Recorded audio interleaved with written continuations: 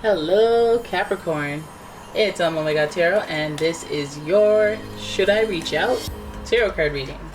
Now, I know it's not your style to reach out, to put your tail between your knees and reach out to anyone. People reach out to you. But if some of you are asking yourself whether or not you should reach out to the person you have in mind, hey, let's do this. Right? So the first card we're going to go with is Leo, coming from the astrology reading cards.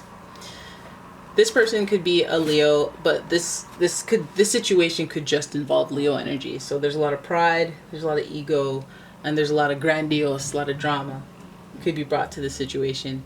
This energy is flamboyant, dramatic, proud, and passionate. It focuses on the importance of self-belief. The next card is Scorpio. Popping up in a lot of these readings, we have Scorpio, which indicates that the connection is very intense. The energy is intense, masterful, thoughtful, and magnetically charming, but also secretive and possessive. So the depth of a Scorpio runs as if so deep that it's scary to people who actually love them. Because it's like, if I were to ever betray them, I would never, you'd be like, I wouldn't survive. I know the depth of their vengeful tactics. I would hate to be on a Scorpio's bad side. All those things, right? And then we also have a lion here. So there's a lot of fierceness in this energy of this person that you want to reach out to, or the situation. You're likely intimidated. Some people, they want to know if they should reach out because they want to know if it's safe. Is she going to throw daggers at me? Is he going to bite my head off if I reach out? I would be worried with these two energies involved, because there could be it's my opportunity to go off, let you know about yourself. If Gemini is the next card, I'd be like, don't do it. But let's have a look. Oh, we have Sagittarius. Some of you guys got scared. So we have Sagittarius. The energy imbues power, superior confidence, and enthusiasm with faith, good fortune, and authority. So we have a sandwich of fire signs in a water sign, the most emotional signs of the zodiac, fire and water. And Sagittarius, they're a lot more easygoing than you'd say a Scorpio. Maybe Scorpios can be easygoing depending on other placements, but Sagittarius energy brings a lot of exploring, brings a lot of I'm interested, I'm intrigued, I want to know more, let me explore that. Why this? What does that mean? What is that? They always want to know what's going on, and that's a very attractive energy as well. Okay, so your person could be a Leo, Scorpio, Sagittarius. We could be bringing stubborn or prideful ego energy to the table, which would make you question whether or not you should reach out.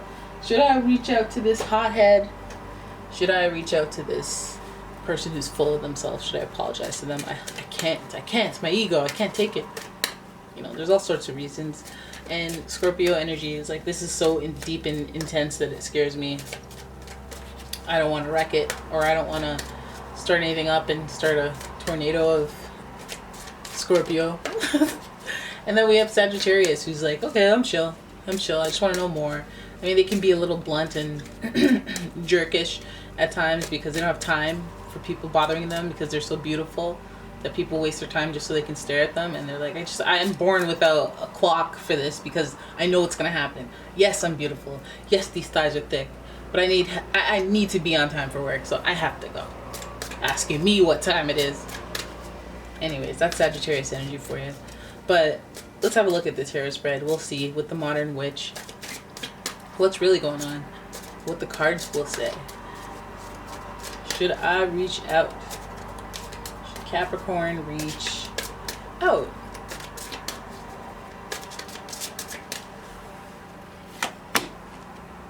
Ooh, the Queen of Swords.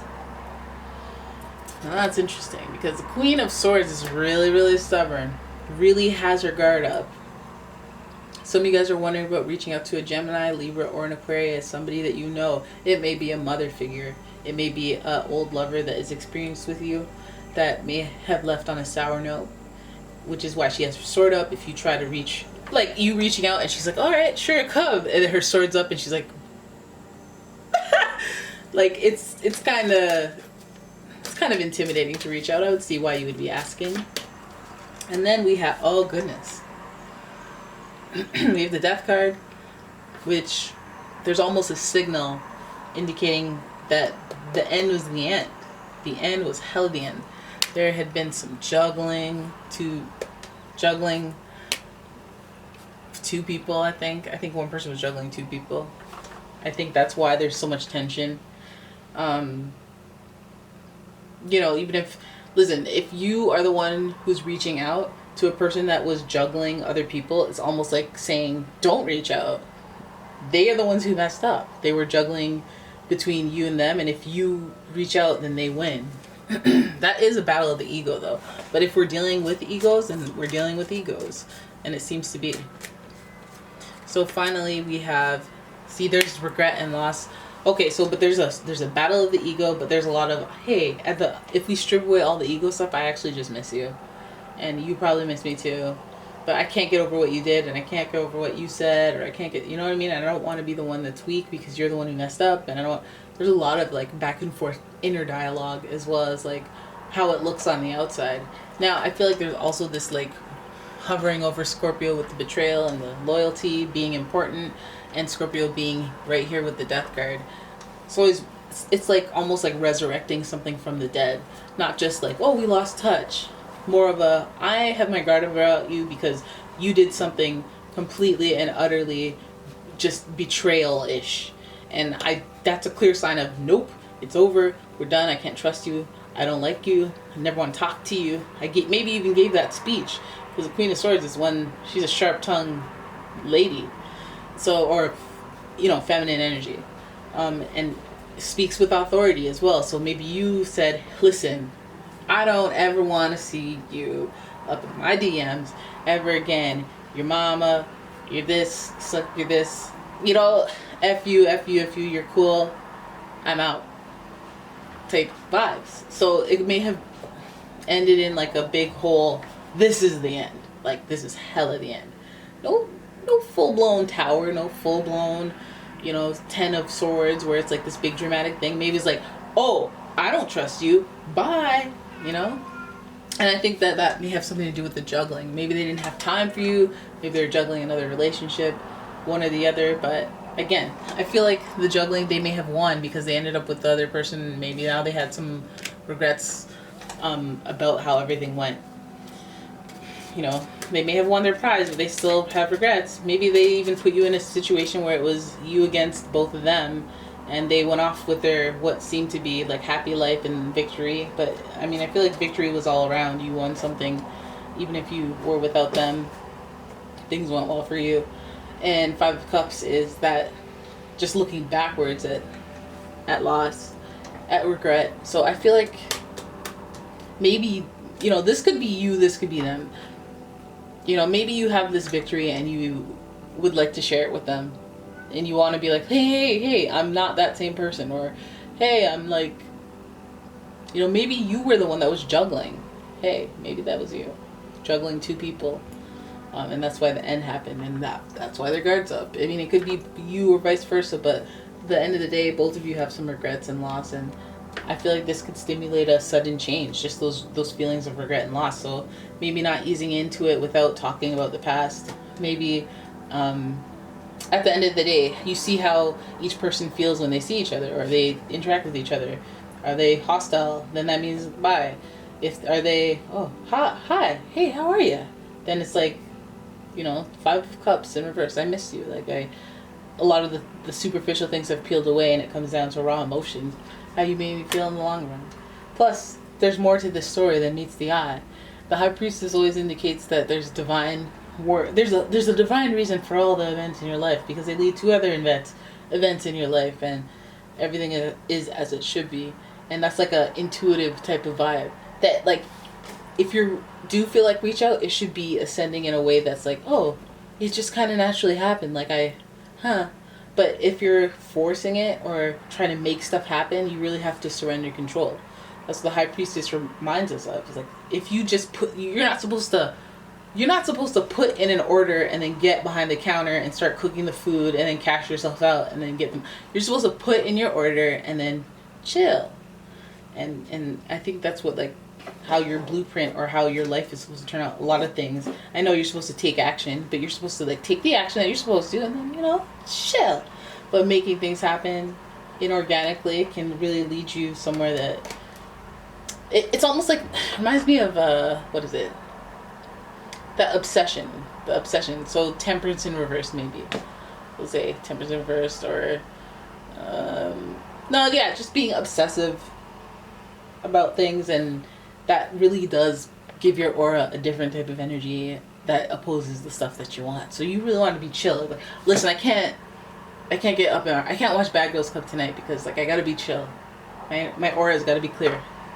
Okay, because I've been really hoping for a free Swiss Chalet quarter piece chicken deal, the festive meal with all the fixings and stuff in, cranberry sauce and that cheesecake that tastes so good, especially if you leave the cheesecake out. Oh my god. Okay, anyways, back to the reading. Forgot where I was. Eight of Swords. Some of you guys feel trapped. You don't know what to do. I feel like that Eight of Swords means more of a hold still. Hold still. Don't do it. I feel like if you're going to do it a little bit later than, like, think about this. Like, give it some time. Give it some time.